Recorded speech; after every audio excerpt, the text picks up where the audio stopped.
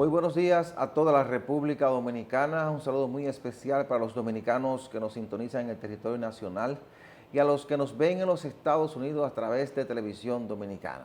Gracias por preferirnos los domingos a esta hora de la mañana. Doctor, buenos días. Buenos días, hermano. ¿Cómo se siente? Excelentemente bien, doctor. Muy bien, muy bien. Pero preocupado al mismo tiempo porque la inseguridad ciudadana se ha convertido en un tema de preocupación para la sociedad en conjunto. Muy preocupante. Sí, yo creo que el gobierno tiene que prestarle atención. Sí, claro. Bueno, vámonos de inmediato a la semana 360, el más completo resumen de noticias nacionales e internacionales. No se muevan. ¿Qué tal, amigos? Bienvenidos a este resumen informativo Semana 360. La jueza del tercer juzgado de la instrucción del Distrito Nacional acogió en su totalidad la solicitud del Ministerio Público y le varió la prisión preventiva a Francisco Pagán, Aquiles Alejandro Christopher y Julián Esteban Suriel Suazo, investigados que han decidido colaborar en el caso de corrupción Operación Antipulpo.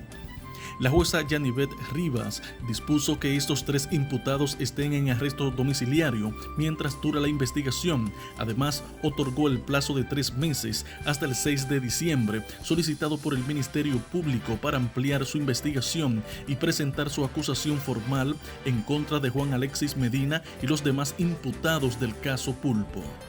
La operación Falcón, realizada el miércoles por el Ministerio Público con más de 80 allanamientos y meses de investigación, fue definida como una de las más importantes que ha registrado la República Dominicana. Entre los ilícitos que el órgano persecutor les imputa está el financiamiento de campañas políticas, específicamente la de legisladores, aunque no mencionó a alguno en particular por el momento.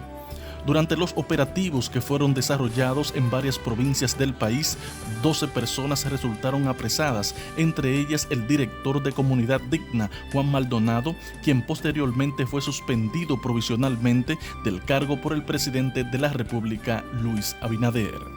Los abogados del ex procurador general de la República, Jean Alain Rodríguez, no quedaron contentos con la decisión emitida por la Corte de Apelación del Distrito Nacional, que dictaminó mantener en prisión preventiva al exfuncionario acusado de incurrir en corrupción desde la misma Procuraduría General de la República. Los abogados Carlos Barcácer, Gustavo Villaggi y José Martínez Hoppenman advirtieron que recurrirán la sentencia ante la Suprema Corte de Justicia tras considerar que la decisión de la Corte se aparta de la norma y es díscola, porque a pesar de haber reconocido que Jean Alain Rodríguez se le violaron sus derechos en el tribunal de primera instancia, la Corte no aplicó los correctivos del lugar. Unos 28 vehículos de alta gama fueron retenidos por agentes de la Dirección General de Seguridad de Tránsito y Transporte Terrestre DGCET en operativos realizados en la avenida Abraham Lincoln del Distrito Nacional. El director de la DGCET, general de brigada Ramón Guzmán Peralta, explicó que los 28 vehículos fueron retenidos durante operativos el pasado fin de semana contra las carreras en esa importante vía de la capital. El presidente Luis Abinader asumió desde el gobierno el compromiso de hacer que el ácido del diablo deje de estar disponible para aquellos que lo usan para lanzarlo sobre los rostros de las personas. El mandatario dijo querer que el desgraciado ácido del diablo desaparezca en los próximos meses de la República Dominicana. Sostuvo que con Proconsumidor a la cabeza, un equipo multisectorial se está creando para no permitir que el ácido del diablo siga presente para su adquisición y que todo el peso de la ley caiga sobre aquellos que lo tengan disponible para la venta. La República Dominicana recibirá al cierre de este año 4.840.376 turistas, una cifra aún distante de los 6.446.036 extranjeros no residentes que arribaron a la República Dominicana durante el año 2019, el año prepandemia, según las estimaciones presentadas el pasado miércoles por el titular del Ministerio de Turismo, David Collado. Este lunes 13 de septiembre, la Dirección General de Alianzas Público-Privadas estaría entregando el plan maestro definitivo al presidente de la República, Luis Abinader, para el desarrollo del polo turístico de Pedernales.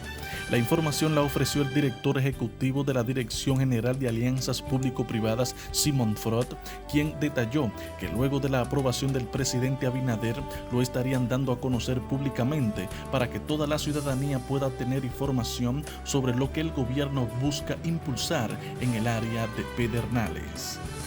La Asociación de Hoteles y Turismo de la República Dominicana informó que todos los restaurantes integrados en esa organización acatarán de inmediato la sentencia de la Suprema Corte de Justicia que ordena la suspensión del cobro del 10% del valor de los alimentos como propina que establece el Código de Trabajo en los casos de servicios ofrecidos a domicilio o cuando el cliente los retira. Señala que como un hecho importante, que este nuevo criterio de la Suprema Corte de Justicia impacta a los más de 40,000 colaboradores del sector de la restauración que verán disminuidos sus ingresos por concepto de propinas.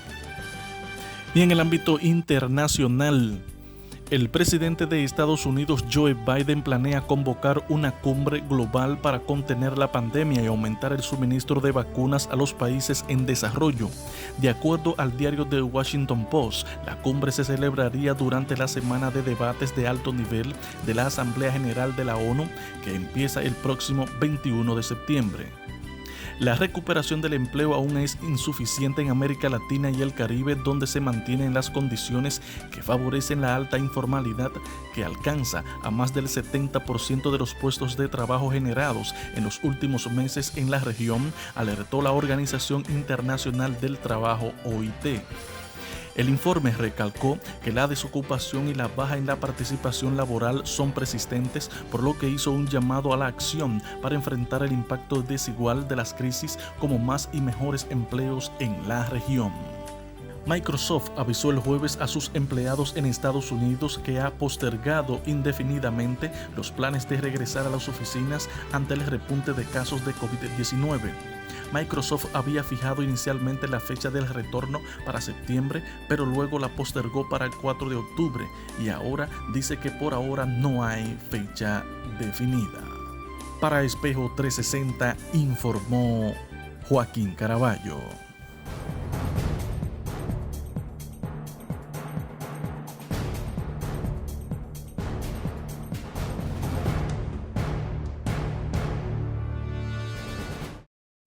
El tema de la inseguridad ciudadana ha vuelto al debate nacional. La gente ha comenzado a manifestar mucha preocupación porque en las últimas semanas se han incrementado los robos, los asaltos e incluso bandas de motorizados que van a un barrio y entran a 4, 5, 6 casas y asaltan a familias. Entonces eso se ha convertido en un elemento de mucha preocupación y nosotros lo advertíamos meses atrás porque en medio de la pandemia la policía, los militares estaban en las calles y además estábamos en un toque de queda permanente, el país estaba cerrado y decíamos que en la medida en que volviéramos a la normalidad, que la gente comenzara a salir, pues mucha gente que ha vivido de la actividad delincuencial, iba a volver, ¿verdad?, con más fuerza y eso se está viendo en estos momentos. Entonces, la Policía Nacional, el gobierno dominicano debe prestarle mucha atención a este tema, que no es un tema de preocupación ahora solamente. Si analizamos las encuestas que se han hecho en los últimos 10 o 15 años, aparece como uno de los principales temas de preocupación de la sociedad dominicana. Entonces, hay que prestarle atención. Ahora con planes renovados, con estrategias diferentes y tomando en cuenta que esa gente ha vuelto a las calles a poner en zozobra a la gente, ha vuelto a buscar dinero como lo hace de manera delincuencial y hay que proteger a la ciudadanía, garantizarle seguridad, sobre todo en un país como este que la gente está impuesta a vivir tranquila y poco a poco, a través del tiempo, ha ido perdiendo seguridad. Y además de eso, es un país que vive del turismo y este tipo de temas debemos cuidarlos para que no nos afecte, primero, la tranquilidad de la gente y segundo, los ingresos económicos, ¿verdad, doctor? Fíjese, hay un error conceptual en el que se acostumbra a incurrir cuando se analiza, ¿verdad?, el tema de la seguridad ciudadana. Y es que se focaliza el asunto en el plano económico. Pero es que los delitos tienen dos aspectos fundamentales, que son delitos económicos y delitos de sangre. Fíjese bien. Y la violencia es el elemento común. Claro. Entonces, quiere decir que si nos vamos por ese punto, la violencia siempre ha estado presente en este país. Lo que pasa es que en la medida que va creciendo el país y que va teniendo mayores posibilidades la gente, ¿verdad?, en lo económico, va abriéndose, las fronteras se van abriendo, esta entrada y salida de gente de diferentes partes del mundo traen elementos nuevos. Sí. Hay cosas que cuando yo era muchacho no se veía aquí, de delitos, ¿verdad? Que hoy son parte de la vida diaria. Lo que quiero decirle es que es un poco complejo abordar, no solamente abordar el control de la seguridad, sino también tener logros efectivos e inmediatos, porque es que son tantos los factores. Por ejemplo, así como te decía, bueno, pero que tenemos una sociedad que vive del turismo, etcétera, pero yo le voy a decir una cosa, hay países, para no mencionar nombres, en donde un individuo coge una ametralladora y se sube en un hotel en el piso 20 y comienza a tirar tiros para abajo y mata gente. Yo nunca he visto una cosa así en la República Dominicana. Esto no lo estoy diciendo con esto, ¿verdad? Que hago comparaciones, sino de que esa violencia está presente en cualquier sociedad, claro, por más avanzada que sea, por más desarrollada que sea. Ahora, nosotros aquí en la República Dominicana focalizamos el asunto en los atracos, pero que también hay lo que le llaman, en tiempo de universidad, estudiaba el derecho penal, se planteaba que incluso el delito tiene un marcado sello de clase, porque existe, por ejemplo, el delincuente de poca monta, pero también está el delito de cuello blanco, ¿usted comprende? Sí. En el cual eso también es parte de esa violencia institucional. No es muy fácil manejar el tema, como decir, bueno, la seguridad es esto, tenemos la solución, una fórmula mágica, y ya, no. No, es que no hay fórmula mágica. Exacto. A lo que me refiero es que es cierto lo que usted dice, se puede encontrar un tipo de violencia en sociedades muy desarrolladas, incluso de alguien que entra a una universidad con una ametralladora y te mata 50 personas. Más graves se dan ahí. Sí, pero también en ese tipo de sociedad tú no te encuentras con el hecho de que tú vas caminando por una calle y te agarran y te asaltan de buenas a primeras. O tú abres un pequeño negocio y el primer día que lo abres te asaltan. O que el militar que sale a protegerte se encuentra con una banda de motorizados y te mata. Es decir, la frecuencia con ocurre este tipo de casos como los asaltos, los atracos, que son parte del problema. Yo sé por dónde te va. Sí. La violencia, viéndola en sentido general, tiene otros componentes, pero me refiero a esta parte que es la que más intranquiliza en el momento de República Dominicana, porque nosotros no tenemos el problema del ciudadano que va a la universidad y te mata 50, no tenemos ese problema. Claro. El problema que nos está afectando de manera más directa es de los robos, los asaltos a mano armada, los motorizados que van a una casa, entran, amarran a la familia, claro, llevan dinero. Lógicamente, eso tiene múltiples causales y como usted decía, quizás el delito de cuello blanco te genere un problema institucional que sea parte de lo que te provoque esto. Claro. Es decir, pero hay múltiples factores, cierto, pero la mayor manifestación de esa violencia en República Dominicana es esta, de los robos, los asaltos, claro, ese tipo de cosas, pero que tranquiliza mucho a la gente. Sí, es cierto. Lo que pasa es que tenemos que estar claros de que los elementos, diríamos, que lideran la sociedad, mandan señales negativas. Cuando, por ejemplo, a nivel de las cúpulas, con esto yo no estoy justificando nada, estoy diciendo que los malos ejemplos encuentran eco en la sociedad, creo que usted me está entendiendo. Entonces, la crisis de institucionalidad que tenemos aquí, la infuncionalidad de la justicia, usted sabe a qué me refiero. Sí. Eso es un individuo que cae preso hoy y ya mañana usted lo ve en la calle. Ese tipo de cosas suceden aquí. Pero le voy a decir algo, eso que usted menciona de que en esos países que usted abre un negocio y no lo van a atracar, mire, eso está cambiando, porque eso no es así.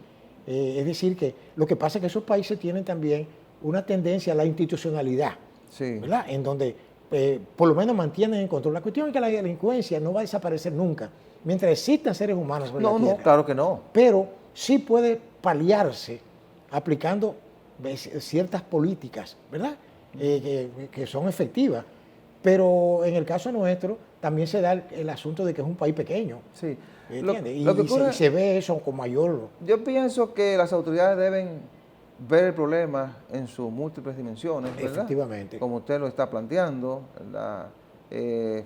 Ver los factores que te generan esa situación, claro, de violencia, atacar el problema de institucionalidad, como usted plantea, sí, ver el problema, porque es que cuando tú tienes una situación de inseguridad como la que estamos viviendo ya en República Dominicana, tú tienes que atacar el problema, tú tienes que presentar soluciones, claro, pero al mismo tiempo tienes que ir viendo los elementos que la generan, porque tú puedes aplacarla en el momento, si no atacas los elementos que la generan, va a resurgir. Pero lo cierto es que la gente se siente insegura, claro, y es un problema que hay que enfrentar en lo inmediato. Cierto. Eso no espera sí. a mucha teoría, doctor. Claro. Yo estoy claro de que un gobierno no puede, no tiene capacidad para en un par de años resolver un problema así, que es un problema que data, diríamos, desde la fundación de la República. Estamos hablando en ese término, claro, pero sí tiene que ser como una especie de compromiso de la clase política de la República Dominicana, porque hay que darle una continuidad a la cuestión del Estado. Mire, por ejemplo, ahora se está estudiando la situación de la policía, lo cual está muy bien, pero lo que se dice es, bueno, eso no se va a resolver por ahora. Bueno, pero ¿qué se está haciendo?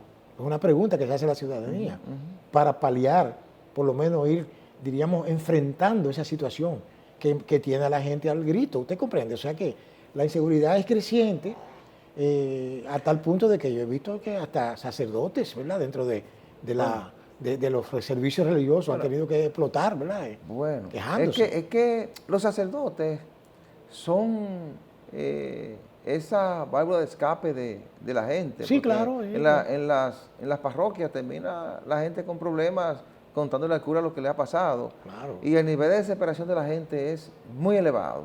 Cuando usted ve que un cura aprovecha el acto de bendición de una obra, como ocurrió a principios de esta semana en Jaina, que el cura Félix Encarnación, cuando bendecía la obra, le dijo al presidente, hay que trabajar por resolver el problema de la inseguridad ciudadana. No estamos seguros en ningún metro de tierra en República Dominicana. Dijo, ni siquiera al lado del Palacio Nacional.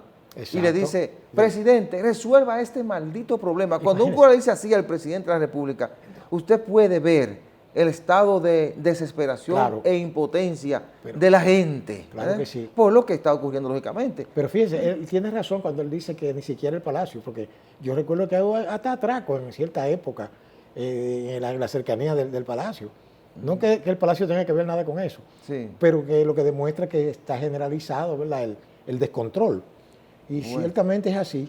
Yo creo que además también nosotros tenemos que poner nuestra parte, los ciudadanos, y tener más seguridad con las cosas, ¿verdad? También más. El ciudadano se cuida. Sí. Yo creo que aquí la responsabilidad es de las autoridades. Sí, yo te entiendo. Pero porque observe que en muchos colmados la gente ha tenido que poner verja. Cierto. La gente casi no sale, la gente tiene temor.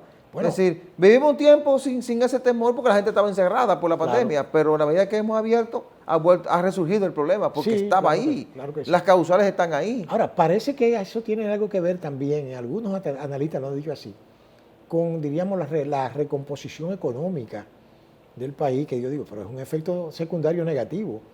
Porque, por ejemplo, tú dices, bueno, pero la gente estaba como encerradita, ¿verdad? Y como que no se veía esa actividad tan fuerte. Pero era que el toque de queda mantenía también. Sí. Aunque ahora se roba de día y de noche, de madrugada. Eso no tiene... A todas horas. A todas horas. A todas horas. Entonces es bueno que el gobierno le ponga atención a este problema, que es una de las principales preocupaciones de la sociedad dominicana. Porque la violencia, como dice el doctor, no va a desaparecer. No. Pero la situación de inseguridad que estamos viviendo en las calles sí puede combatirse, sí puede llevarse a su mínima expresión aplicando un buen plan de seguridad ciudadana. De hecho, el gobierno a principios de mayo anunció un plan contra la violencia y la inseguridad ciudadana que se comenzó a poner en práctica en Cristo Rey. Ojalá eso se pueda seguir ampliando, se pueda seguir implementando, que se pueda atacar, primero combatir el problema y luego atacarlo en sus orígenes, de manera tal que en un futuro no muy lejano, a mediano plazo, nosotros podamos tener un territorio más seguro para que la gente pueda salir más tranquilo a las calles. Vamos a la pausa.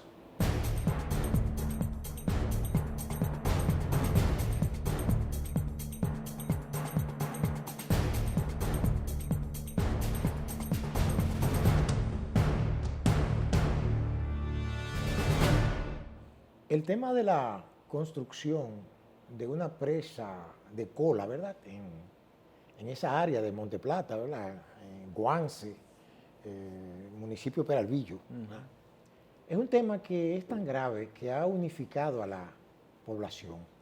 Yo estuve viendo el otro día una marcha que se hizo, gigantesca, que yo creía que era una marcha política, de los tiempos de campaña, de antes, pero resultó que no, que era una marcha protestando por los planes imparables de esta compañía Goa Rigol, ¿verdad? que según he estado leyendo, algunos conocedores del tema, va a afectar fuentes hídricas sumamente importantes que suplen, incluyendo no solamente la región, sino al Gran Santo Domingo también, como es el caso del río Sama y otros ríos. Yo entiendo de que el medio ambiente y otros organismos que están diseñados por ley para hacer frente a estas cosas deben tomar cartas en el asunto y que le expliquen a la ciudadanía qué es lo que realmente está sucediendo. Porque si hace tiempo que esas protestas están en pie y como que estas personas siguen y siguen con este asunto, y esto ha unificado a esa área del país, ¿verdad? De hecho, la sociedad de Monteplata tiene casi 2 años protestando. Sí. Esa lucha la han llevado los jesuitas, la han mantenido conjuntamente con los comunitarios de la zona de Coance y otras comunidades cercanas ahí de Peravillo. Yamasá, ¿verdad? Por ahí. Peravillo y Yamasá, porque son 2 municipios, ¿verdad? Claro.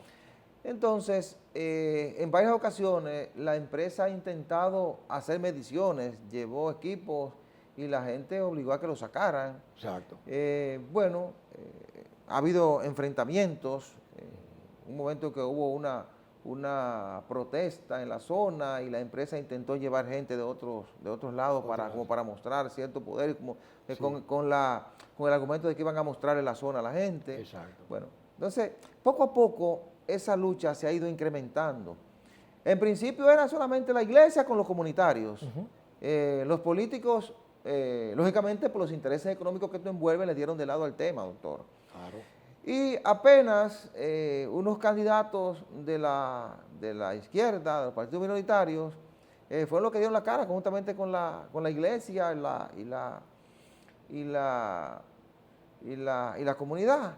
Y se sumó también un candidato, creo que del PRM, y creo que es el único que está, salió diputado y creo que es el único que ha estado acompañándoles en esa lucha. Después, las autoridades de Monteplata, el gobernador, el senador, los demás diputados, los alcaldes, le han dado todos le han dado la espalda a Monteplata. Sí. Entonces, pero la gente tiene elevados niveles de conciencia de cuál puede ser el nivel de problema ahí en Monteplata. Si se instala esa presa de cola en Coance, y la gente entonces se ha ido sumando. Y como usted decía, hubo una concentración yo pensaba que era uno de los mítines de José Francisco Peña Gómez, de Balaguer en su tiempo, de Juan Bosch en su tiempo, de Leonel Fernández, de una caravana de Danilo Medina, o de Luis Abinader en campaña. Me sorprendió. La gente se movilizó hace unos meses en Monteplata. Bueno, y otro elemento que debe llamar la atención del presidente de la República es lo que ocurrió esta semana, a principio de esta semana en Monteplata, el domingo pasado en Monteplata, correcto. Que fue a un encuentro con juntas de vecinos y con productores agropecuarios de Monteplata, y cuando estaba reunido con los productores, hubo una gran cantidad de personas, de representantes de grupos comunitarios, que se pararon al frente con megáfonos y diciéndole al presidente que no iban a permitir bajo ninguna circunstancia la instalación de esa presa de cola ni la explotación minera en la provincia de Monteplata, porque eso le hace daño al medio ambiente y porque ellos entienden que eso le va a matar una de sus principales fuentes, que es el río Osama, que se lo va a afectar. Entonces, el presidente a la salida de ahí le dijo que no va a hacer absolutamente nada que afecte al medio ambiente y que se va a ordenar un estudio de factibilidad, me imagino que será a través de medio ambiente.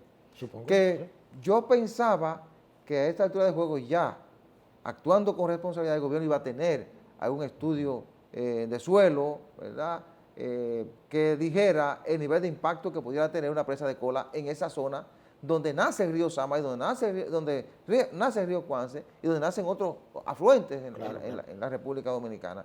Pero bueno, a esta altura de juego parece que no hay un estudio. El ministro de Energía y Minas había dicho hace unos cuantos días que iba a solicitar un estudio que lo hiciera una empresa privada. Luego otro planteó que lo hiciera la propia empresa minera, es decir, parece que se convierte en juez y parte, porque si paga el estudio, imagino que los resultados no serán muy desfavorables. Entonces, ojalá que el gobierno le preste atención, porque la situación en Monteplata se va a poner un poco complicada. La gente está decidida a que no le construyan esa presa de cola en Cuance y va a luchar hasta la muerte. Lo está demostrando. Cada día que pasa, el movimiento es mayor. Cada día que pasa, se suman nuevos sectores y se va a sumar mucha gente de la capital, porque como usted decía en su comentario, esa presa de cola va a afectar las aguas que suplen el principal acueducto de la ciudad, que es el acueducto de Santo Domingo. Claro. Y otra cosa importante que yo quería añadir en esto es que, fíjese, que cuando las cosas están en manos de los políticos, siempre uno teme de que terminen en lo peor. Pero cuando es el pueblo que se empodera, que la gente sale a la calle, crea su propio liderazgo.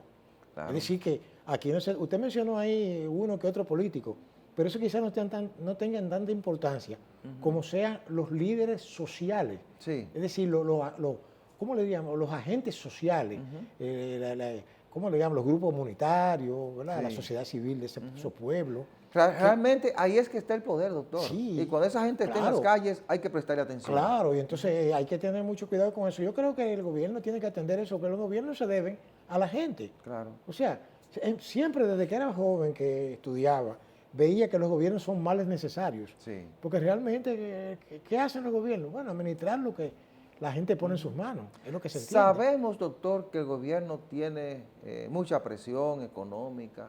Sí. Sabemos que, bueno, la minería, sobre todo el oro que se extrae de Pueblo Viejo, es un gran soporte económico para el Estado, sí, pero hay que actuar con responsabilidad cuando se trata de medio ambiente. No decimos que no lo esté haciendo, pero viendo las experiencias que tenemos y el daño que se pueda provocar en la zona de Monteplata, donde nace uno de los principales ríos del país, es un tema como para no irle dando de lado.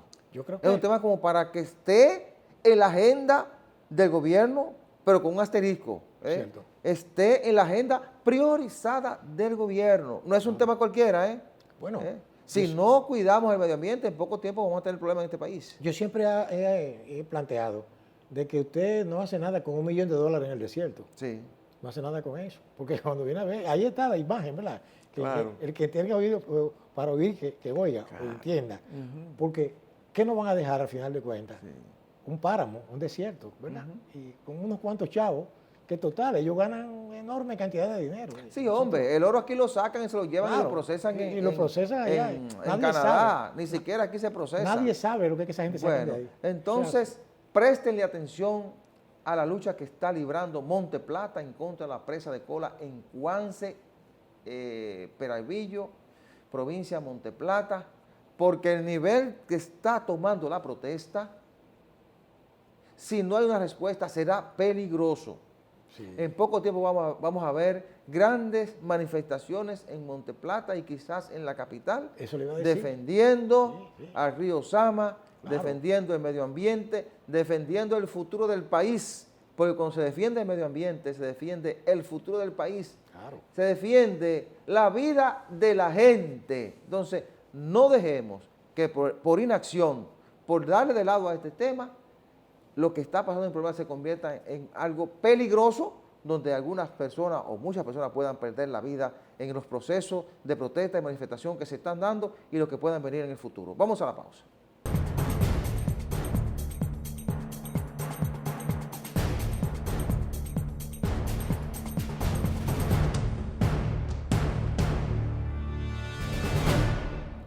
La educación es clave, es fundamental para el desarrollo de los pueblos. Los pueblos con un elevado nivel de educación son pueblos que logran el desarrollo. Y nosotros, desde hace mucho tiempo como país, hemos manifestado la preocupación de avanzar hacia una educación de calidad. Se firmó el Pacto por la Educación hace unos años, un compromiso de los líderes políticos.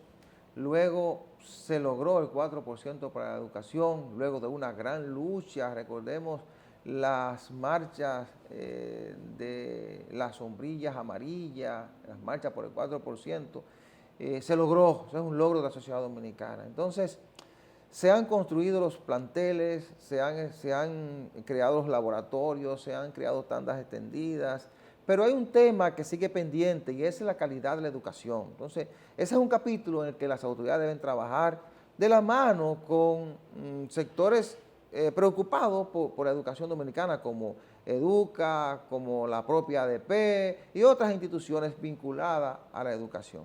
Entonces hay que prestarle mucha atención porque se está invirtiendo un gran dinero, hay una gran demanda de la sociedad, se han dado los primeros pasos, pero debemos consolidar eso con una educación de calidad. Ahora se está en un concurso de oposición para nombrar unos 19.000 maestros, eso comenzó el pasado miércoles, pero para el próximo año está pendiente la evaluación de desempeño de los maestros. Entonces hay que aprovechar estos diagnósticos que salgan de ahí para entonces tomar las medidas, hacer los ajustes necesarios que nos permitan a nosotros tener una educación de calidad. Eso nos va a permitir a nosotros quitar esa gran carga, primero quitar esa gran carga que tienen los dominicanos de tener que llevar a sus hijos a un colegio privado porque no confían en la educación pública. Y segundo, que es lo más importante, nos va a permitir tener una educación pública de calidad, que va a ser el soporte del desarrollo de la República Dominicana. Entonces, trabajemos en eso. Hay otros temas importantes, pero prestémosle mucha atención a esta parte. Ojalá que el ministro de Educación se empeñe en este aspecto y que desde el gobierno central, el propio presidente, pueda asumir ese plan de acción que hay que encaminar para lograr la calidad de la educación en República Dominicana, sin politizar la educación dominicana. Doctor. Indudablemente la calidad de la educación pública en la República Dominicana ha ido en decadencia. Eso lo demuestra el hecho de que, por ejemplo, a raíz de los años 60, finales de 60, 70, tuvo, por ejemplo, la Universidad Autónoma de Santo Domingo que inventarse una especie de colegio universitario. Claro, para reforzar. Dado el enorme déficit que traían los bachilleres de la República Dominicana. Sí. Estamos hablando de cuando había apenas una universidad, ¿verdad? Sí. Hoy día hay universidades en todas partes y centros de estudios superiores. Sin embargo, la calidad profesional es contada con algunos centros que son sumamente exigentes o que las personas que estudian en esos centros son selectivamente, ¿verdad?, escogidos. Pero desde el punto de vista de la educación pública ha habido una merma a tal punto de que hay, por ejemplo, organismos internacionales que miden la capacidad, diríamos, de un estudiante, diríamos, bachiller en la República Dominicana, que le asignan un nivel de un sexto grado. Sí. O sea, en comprensión, en lectura comprensiva. Entonces, quiere decir que ahí hay que revisar, no es una cuestión nada más de logro, de graduar tantos bachilleres, no. Es que la calidad, porque fíjese, por ejemplo, yo no sé qué tienen las dictaduras, que las dictaduras como que se ponen como más celosas con esa la educación, que estos sistemas tan abiertos y tan democráticos. Digo las dictaduras porque hay dictaduras de todos los colores, ¿verdad?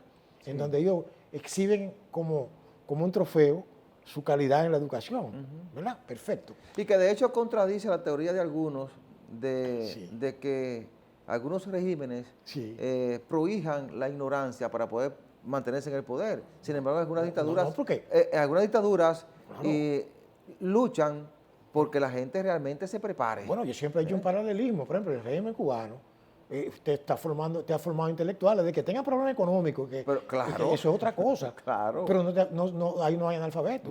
¿Tú te das cuenta? Entonces, aquí, y no lo han tumbado. Por lo que le estoy diciendo. Porque entonces, en el régimen, que nadie quiere mencionar, eso tampoco se veía aquí así, porque era una cuestión, ¿verdad?, de que la educación pública, los maestros eran eso, maestros, ¿verdad? Pero lamentablemente en estos regímenes democráticos nuestros encontramos que, por ejemplo, la educación tiene un presupuesto que es el 4% del Producto Interno Bruto. Oye, qué cosa más extravagante de cantidad de dinero. Pero se ha demostrado que, yo no estoy hablando de la calidad del trabajo de este o el otro o aquel, estamos hablando de una cuestión del Estado dominicano. Porque los gobiernos no son más que organismos de ejecución de las políticas del Estado. Entonces, de verdad que por falta de recursos no se puede hablar. Porque yo creo que el factor de gasto más importante que tiene el Estado en estos momentos es la educación, porque tiene asignado un 4%. Y no de gasto, de inversión. Claro. De inversión, doctor, porque la educación es una inversión. Bueno, digo el gasto, pero hay dos tipos de gasto, gasto corriente y gasto de capital. Para usar el término de los economistas. Entonces, gasto de capital, inversión. Gasto corriente, sueldo, perfecto. No hay problema. Pero sí, o sea, lo que se ha destapado ahí fue también un aspecto de corrupción administrativa que explotó aquí, recuerdo yo, en instancias, ¿verdad? Para no tener que estar señalando a nadie, porque nosotros los dominicanos somos muy inteligentes y sabemos a qué nos referimos, sin necesidad de señalar a cada santo por su nombre. Sí. Pero eso fue fuente de mucha corrupción, de mucha, ¿verdad? Inclusive se aprobaron presupuestos y se erogaron dinero donde ni siquiera había un terreno, ¿verdad? Para hacer eso. O sea, yo creo que es una buena oportunidad de que se mejore esto. Yo creo que estamos en el mejor momento, doctor, porque hay una decisión de la sociedad de que eso se haga. Exacto. Primero, vimos a una buena representación de la sociedad en las calles representando más presupuesto para eso. Entonces, se han hecho muchos estudios que identifican dónde están los problemas. Entonces, lo que hay que aplicarlo. Y de hecho, lo que representa un obstáculo, enfrentarlo. Claro que porque no importa que sea una asociación, no importa que sea el interés particular de un ministro o el interés particular de una institución vinculada a la educación. No, lo que afecte los planes de cambio de la educación dominicana, hay que enfrentarlo. La decisión y el momento yo creo que es este, doctor. La decisión está, creo que este es el momento oportuno, como bien decía usted, porque ya se han dado pasos de infraestructura, hay que seguir adecuando esos planteles escolares, escoger lo mejor como docentes, ¿verdad? Y crear las condiciones necesarias. Y en un tiempo prudente, comenzar a hacer las mediciones. Se están haciendo, pero esos resultados son como insumos para aplicar política. Entonces, después de que tengamos todas esas deficiencias identificadas con planes en ejecución, enfrentándolas en un tiempo prudente, entonces comencemos a medir resultados y seguir buscando la excelencia, porque una educación de calidad es lo que nos va a permitir continuar con los niveles de desarrollo en la República Dominicana. Si no educamos bien, si no creamos una generación muy bien educada, no vamos a lograr el crecimiento que demanda la sociedad dominicana, doctor. Sí, yo creo que usted dio en el clavo, en la diana, como se dice, cuando dice que dependerá el desarrollo económico de nuestro país, de la calidad de los formados, de los profesionales, no solamente profesionales a nivel universitario, sino también técnicos, profesionales en diferentes áreas, porque aquí se proyecta la educación solamente desde el punto de vista superior, pero es que el desarrollo económico tiene que ver con todas las instancias del proceso. Bueno, y ese es un tema que también ha estado en discusión, es decir, formar el personal que necesita la sociedad. Si lo que necesitamos son técnicos, formaremos técnicos. Si necesitamos médicos, si necesitamos veterinarios, si necesitamos ingenieros, entonces formamos esos profesionales. Pero todo producto de un estudio donde identifiquemos realmente lo que necesita la sociedad dominicana. No se vayamos lejos. Alguien me dice, tú sales a buscar, por ejemplo, 10 abogados y encuentras 30, pero sales a buscar un buen electricista y es difícil que tú lo consigas. O sea, lamentablemente, así esa es la realidad. Bueno, vamos a la pausa.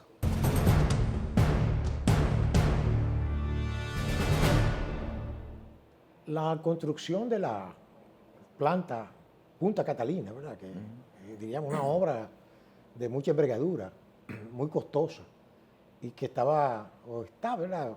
Diríamos diseñada para que resuelva de una vez por todas el problema, no solamente de la demanda de energía, sino también del costo, ¿verdad? De controlar, ¿verdad?, el precio. Empezó mal por un aspecto que yo, desde mi espacio pequeño, analicé siempre, y es que se construyó en un terreno ajeno. Es decir, hay dos teorías en derecho. Hay una que se llama la enfiteusis, que es cuando usted, por ejemplo, arrienda un terreno a largo plazo para un fin determinado, pero no para una construcción de infraestructura, porque entonces interviene otra figura jurídica que se llama la teoría de la accesión. Lo accesorio sigue la suerte del principal. Si usted construye en un terreno ajeno, esas cosas son propiedad del dueño del terreno. Entonces, digo esto, es una figura un poquito traída de los cabellos, pero que el terreno donde está Punta Catalina no es propiedad del Estado. A menos que el Estado no se embarque en declararlo de utilidad pública, entonces tendría que enfrentarse con un sector muy poderoso que, sabiendo lo que estaba sucediendo ahí, posiblemente tuviera proyectado quedarse con esa planta. Y por las cosas que yo estoy observando que están sucediendo aquí y lo que ha pasado antes, durante y pasará después, al final de cuentas, unos pocos se quedan con las cosas que son propiedad de todos. Se lo digo por el patrimonio de la dictadura. Que eso, cuando en la noche del 30 de mayo del 61, el Estado Dominicano pasó a convertirse en el Estado más rico de la zona. ¿Por qué razón? Porque todo era de Trujillo. Pero al morir, pues se suponía que todo era del Estado Dominicano. Claro. Pero ¿qué hicieron los políticos y las élites? Se los repartieron. Sí, así es. Entonces, le dieron a los pueblos una migaja, ¿verdad? Un poquito, un mulo de pollo, un disparate. Pero las grandes extensiones de terreno, los grandes capitales, desmantelaron los ingenios, desmantelaron... O sea que... Se quedaron con todo, se quedaron con todo. Hermano, entonces, aquí yo digo que este país se salvó de una conflagración. ¿Sabe por qué? Por la paciencia. El dominicano es otro dominicano. No es el dominicano del siglo antepasado, el que libertó este país de la ocupación de aquello, de los norteamericanos, de los españoles, de los haitianos. No, ya el dominicano de hoy es otra cosa. Porque de verdad que las cosas que han hecho los políticos en este país, aliados a ciertos sectores, es para sentarse en una esquina del planeta a llorar de impotencia. Sí. Lamentablemente. Y eso pasa con esa planta. Sí. Punta Catalina es un gran proyecto, doctor. Claro que sí. Un gran proyecto. Claro que sí. Sabemos cómo se construyó, las críticas del momento, pero al margen de todo eso, claro, es un gran proyecto, es una gran empresa construida con el dinero de todos, ¿verdad? Porque es el dinero del Estado. En principio se habló que se había logrado una rebaja con los constructores que iba a salir en 1.900 millones. Resultó que salió como en 2.500, 2.600 millones de pesos. Claro, bueno, por unas ampliaciones que hubo que hacer, creo que aquí sí, una demanda que ganaron en Estados Unidos, etcétera, etcétera. Pero es un proyecto bien pensado porque antes de Punta Catalina, el sector generación controlaba el negocio de energía en República Dominicana. No solo controlaba, imponía sus políticas al gobierno o al Estado Dominicano, porque dependíamos básicamente del sector privado, y más aún después de la capitalización que hizo Leonel Fernández en el primer gobierno 96-2000, que nos quedamos solamente con CDE, todo se puso en manos del sector privado. Entonces, el argumento para construir Punta Catalina fue porque el Estado necesitaba tener un nivel de generación para tener capacidad de negociación con el sector privado. Sin embargo, después se comenzó a hablar y argumentar de la posibilidad de la privatización. Y los pasos que he visto que se han estado dando van dirigidos hacia una especie de entregar esa planta al sector privado. Bueno. Para mí sería un gran error entregar esa planta porque, según los datos que uno maneja, esa planta genera 250 millones de dólares al año.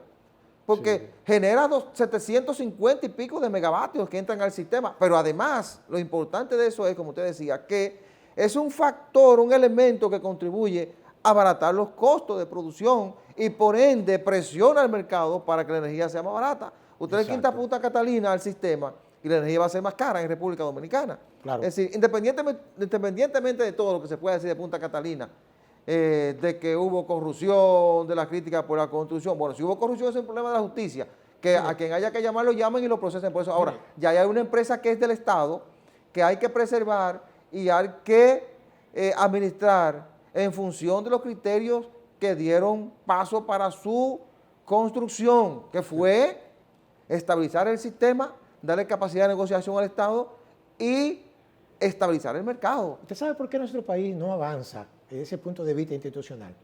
Porque aquí se juega lo que los franceses le llaman el fait accompli, es decir, el hecho consumado. Está prohibido construir 6 niveles en esa zona, entonces el tipo construye 8. Entonces cuando viene a darse cuenta ya él tiene 10 y hay que dejarlo así. Sí. Ese es el problema que tenemos aquí. Entonces en este aspecto, por ejemplo, de Punta Catalina, ciertamente usted dirá, bueno, y todos estamos de acuerdo en que era necesario que se construyera, pero yo me pregunto, ¿era necesario que se construyera en ese lugar? ¿Que se hiciera en un terreno que no era propiedad del Estado? ¿Que no se había aclarado previamente el aspecto jurídico de esos terrenos? Por ejemplo, si había que declarar de utilidad pública, porque el Estado aquí, cuando quiere construir cualquier cosa importante, declara de utilidad pública esa área y procede a pagarle a los propietarios. Y después ya el Estado tiene la soberanía sobre ese terreno. Aunque en principio todos los terrenos son del Estado. Sí. En principio, lo que hace que usted sea propietario es la Constitución, que garantiza, ¿verdad?, la seguridad jurídica del derecho de propiedad. Pero vuelvo y le reitero de que lamentablemente los dos primeros pasos negativos que se dieron fueron eso. Primero, no digo que fuera mala la idea sí fue buena, porque si se busca abaratar costos y garantizar la producción, diríamos, energética, es una buena medida. Lo que pasa es que entonces usted pone, ¿cómo le diría yo?, en manos de quien no debe, las cosas que deben ser preservadas. Entonces ahí usted tiene ya el problema. Incluso que Punta Catalina también está significando un gran problema ambiental con el asunto de la ceniza. No sé en qué ha quedado eso. Se iba a cambiar por gas, se dice que no, que sale más cara la sal que el chivo. Bueno, ahora dice el Instituto de Energía de la UAS, porque la principal protesta contra Punta Catalina, una de las principales, la elevó la UAS. Exacto. Diciendo que no se podía construir la planta porque el carbón era altamente contaminante. Exactamente. Bueno, luego se habló que con el tiempo esa planta tenía que ser transformada a gas, ¿verdad? Para bajos niveles de contaminación, pero ahora el Instituto de Energía de la UAS dice que no, que transformarla la convertiría en una planta inviable, es decir, que sería muy costosa. Pero entonces... Pero yo observo que hay otras empresas que están produciendo energía a gas y le va muy bien porque se han expandido, tienen 4 o 5 plantas aquí, incluso Punta Catalina obligó a que se transformaran a gas y están compitiendo. Que aquí esos criterios técnicos a veces se ven afectados por criterios políticos. Aunque ellos se fundamentan en que por los bajos que es la producción en materia de costo, Punta Catalina presiona y es la primera energía que se vende en el Estado Dominicano. Entiendo. ¿Verdad? Entonces quizás por ahí es que van, pero bueno, ojalá que Punta Catalina no sea privatizada y que el Estado la pueda mantener, ¿verdad? Para que devuelva ese dinero, porque lo va a devolver rápido y después se pueda transformar. Bien, la semana que inicia va a estar muy centrada en el diálogo que impulsa el presidente Luis Abinader con la oposición y el empresariado y la sociedad civil para un paquete de 12 reformas, ahora serían 13, porque han incluido una reforma electoral. Claro. Entonces el presidente va a encabezar esa segunda reunión del diálogo que será el próximo miércoles 15. Ojalá vayan con las propuestas ya aterrizadas, como exigió la oposición, para que se puedan discutir. Y otro tema que estará sentando la agenda es el estancamiento en la vacunación. La gente ha dejado de vacunarse, cada vez está yendo menos gente a vacunarse. El promedio de vacunación diaria es de unas 8.000 personas, anteriormente era casi de 20.000 personas diarias. Exacto. Entonces, vamos a prestarle atención a eso. El gobierno tiene que forzar, impulsar un plan de motivación para que la gente vuelva a vacunarse, tomar medidas para que la gente vacune, porque debemos alcanzar por lo menos el 70% de la población vacunada para que logremos la inmunidad de rebaño y podamos tener esta pandemia bajo control. Señores, hemos llegado al final del programa. Muchísimas gracias por la atención prestada. La cordial invitación para el próximo domingo a la misma hora y por este canal. Buena suerte, buenos días.